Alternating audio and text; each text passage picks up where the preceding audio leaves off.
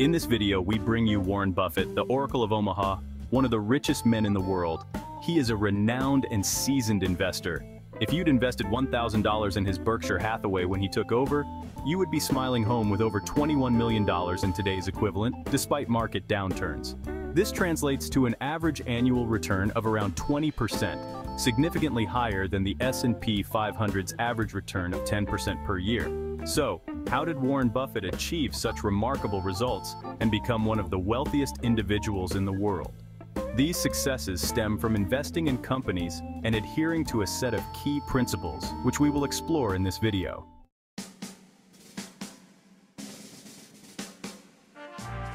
Let's first explore Warren Buffett's 6 investment principles.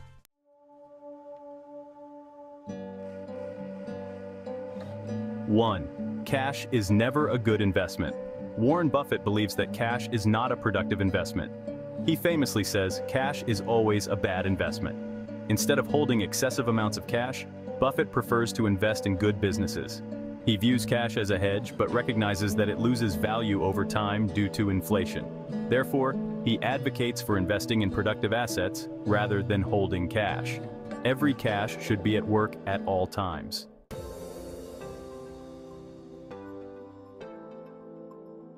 2. Invest in productive assets. Buffett prefers investments that produce tangible results. He uses the example of owning all the gold in the world versus owning a farm. While gold can be polished and admired, it does not produce anything.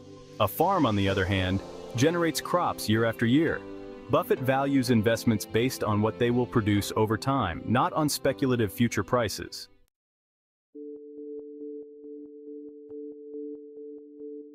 3. Stay in your circle of competence. Understanding the limits of your knowledge is crucial. Buffett emphasizes the importance of staying within your circle of competence, meaning you should invest in areas where you have expertise. He believes that knowing what you don't know is just as important as knowing what you do know.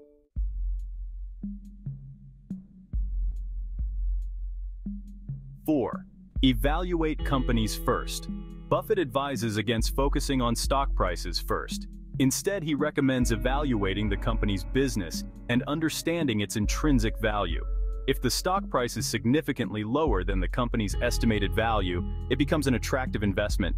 This approach minimizes the influence of market volatility on investment decisions.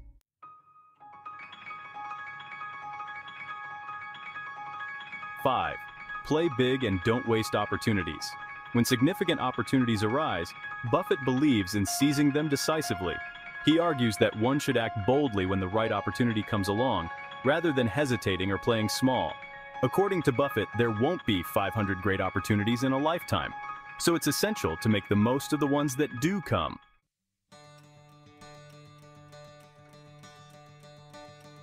6. Invest in yourself. Buffett considers investing in your own skills and knowledge as the best investment you can make. Enhancing your abilities can significantly increase your value over time. He encourages people to develop good habits, improve their communication skills, and continuously seek personal growth. This self-investment is something that can never be taken away by inflation or taxes.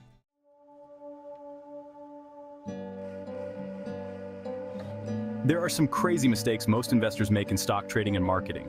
Here are what the Oracle of Omaha says about them.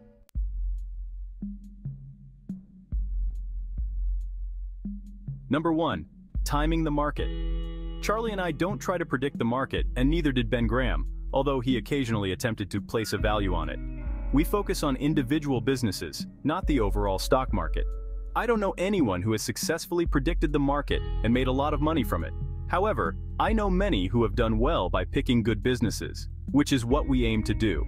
Warren Buffett considers focusing too much on the general stock market a big mistake, one that even his role model Benjamin Graham made.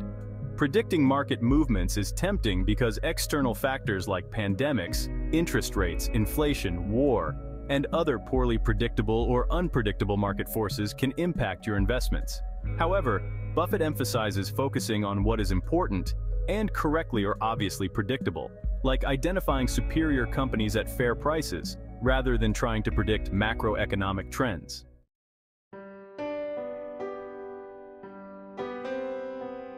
Number 2, emotional attachment to cost. People often get emotionally attached to their purchasing price. For example, Arnold bought Amazon stock in June 2022 and is up 5%, while Ben bought it in July 2021 and is down 38%. Katie, who bought it 5 years ago, is up 133%. Despite these differences, the only thing that matters now is how Amazon is performing now and how it will perform in the future. Warren Buffett advises treating every investment decision as if you have a blank slate without being influenced by past purchase prices.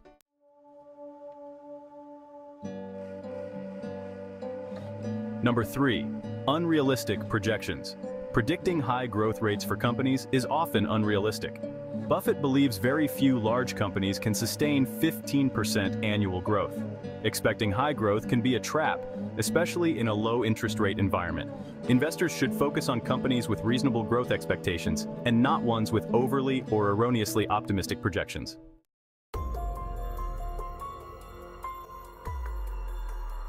Number 4. Overborrowing to overinvest. Leverage can be dangerous because it allows others to force you out of your position during market downturns. Investing with borrowed money is risky, as exemplified by a hedge fund manager shorting GameStop and losing a significant amount due to margin calls. Buffett prefers avoiding leverage to ensure he can always play his hand without external pressure.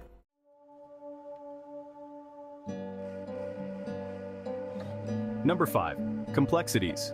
Buffett emphasizes focusing on the future economics of the business and industry, management, and price, rather than getting bogged down in details like leases or patents. Simplifying the investment process helps avoid missing the bigger picture. This approach allows for making quick decisions without getting lost in excessive detail.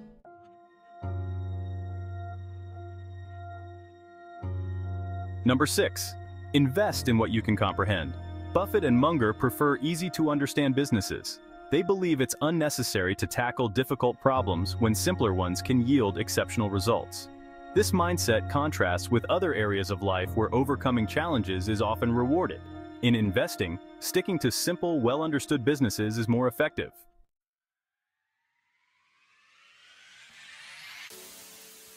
Number 7. Be versatile and diversify. Limiting your investment opportunities to a narrow field can be detrimental. Opportunities can appear anywhere, so maintaining an open mind is crucial. For example, focusing solely on a specific industry or sector can cause you to miss out on profitable investments in other areas.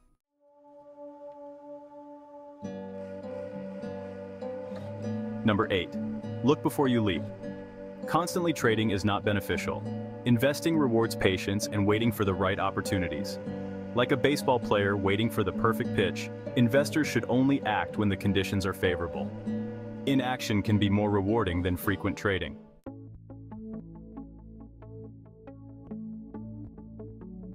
Number 9. Take management strides in steady chunks.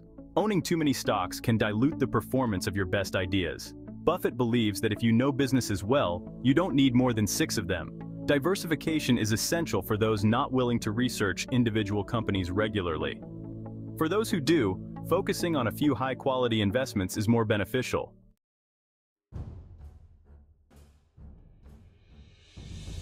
Number 10. Take every opportunity, but don't follow the crowd. Investing is counterintuitive. Following the crowd often leads to poor outcomes. Buffett and Munger's edge comes from their ability to remain unaffected by market sentiment. Successful investing involves making independent decisions based on solid analysis rather than popular opinion. The biggest mistakes are often the opportunities you don't take. Failing to act on a good opportunity within your circle of competence can be costly. Buffett's example of not investing in Fannie Mae when it was undervalued illustrates this point. Recognizing and seizing opportunities is crucial for investment success.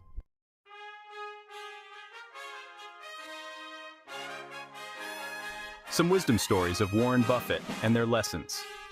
Here are 2 stories of women who sold their businesses to Berkshire Hathaway for millions of dollars. Both started with only $2,500, which is all they had at the time.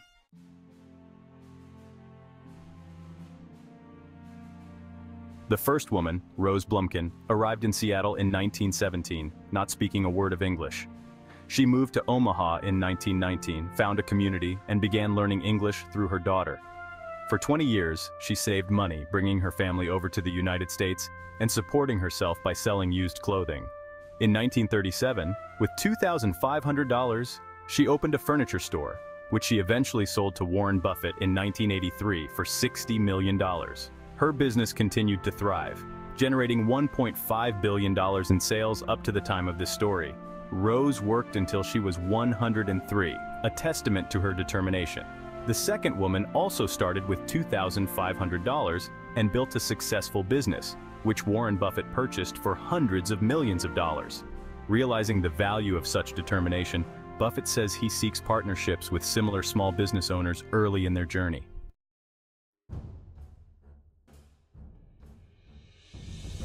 Warren Buffett also tells a beautiful story of Jack, born in 1922. After a year of college, Jack joined the Navy during World War II, flying from the USS Enterprise. Post-war, he became a used car salesman, then started a car leasing business at 35. At 40, with 17 cars, he founded Enterprise Rent-A-Car, which grew to outvalue all other rental companies combined. Jack's success stemmed from his focus on exceptional customer service. These stories highlight that success often doesn't come from the first idea. The key is continuous learning, leveraging strengths, and delighting customers. Both Rose and Jack turned ordinary businesses into extraordinary successes by focusing on customer satisfaction.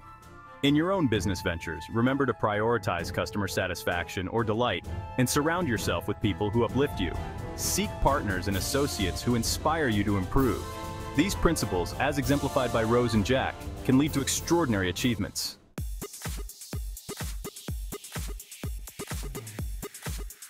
Thank you for watching, and please hit the like button to encourage us. Share the video with your friends to uplift them, and subscribe for free to our channel so you can receive instant notification anytime we post a new video.